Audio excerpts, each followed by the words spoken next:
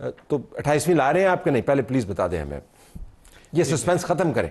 जी, बिस्मिल्लाहिर्रहमानिर्रहीम। तल साहब बहुत शुक्रिया जी अपने शो में दावत देने का। तल साहब देखिए, आप जानते हैं कि इस 27वीं तरमीम में कुछ चीज़ें हम चाह रहे थे डिस्कस करना, जिस पे और फिर चंद इश्यूज़, उनमें से एक सबसेट पर, चंद इश्यूज़ पर इत्तफाक हुआ या इस हद तक इत्तफाक हुआ जो 2/3 के लिए ज़रूरी था for the constitutional amendment to पास।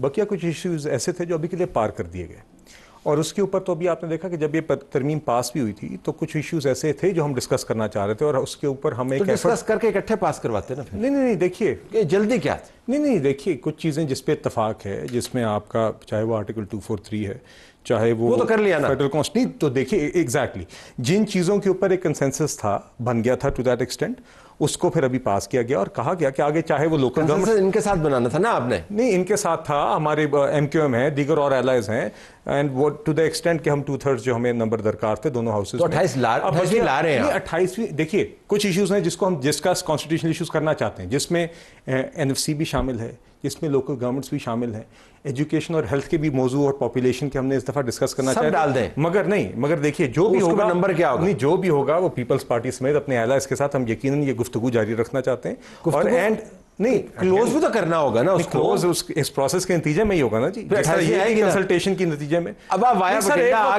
बठिंडा आके आप 28वीं पे आ रहे हैं। नहीं, हम समझते हैं कि इन इश्यूज पे आगे बेहतरी है, मगर जो कुछ होगा वो अपने एलाइज के साथ इत्तेफाक के साथ होगा। दूसरी बात यह, तल साहब, कभी 28वीं भी आनी है, कभी आगे 29वीं भी आनी है, तो तरमीम तो आगे पीछे भी आएंगे। तो आपको काबिल कबूल होगा जी ये बिलखुसूस जो बल्दियाती निज़ाम, नए सूबे, ये मामलात? देखिए जी, सबसे पहले तो मैं समझता हूँ जो साबका तरमीम हुई हैं, अब थोड़ा सा आवाम को उनके समरात ले लेने दें, आवाम को भुगत लेने दें कि आवाम तक उनके फ़वाइद आप कैसे पहुँचाते हैं। जो अवामी इशूज़ हैं, जो इस वक्त आवाम के इशूज़ हैं ना, उस पर मैं समझता हूँ ज़्यादा ध्यान दें बजाय तरमीम रोज़ाना हिस्सा डाला, आप डलवा लेते हैं आवाम की इशू। देखिए आवाम के हमने कोशिश की, जो हुकूमत की तरफ से मजिस्ट्रेसी के निज़ाम पे एक था, हुकूमत की तरफ से NFC 18वीं तरमीम, ज़्यादा सूबे आवाम का इशू, बल्दियाती इशू बिल्कुल आवाम का है, बल्दियाती इशू हुकूमत है। पंजाब में इस वक्त बल्दियाती इलेक्शन नहीं हो रहा है, बाकी सूबों में तो हो चुके हैं।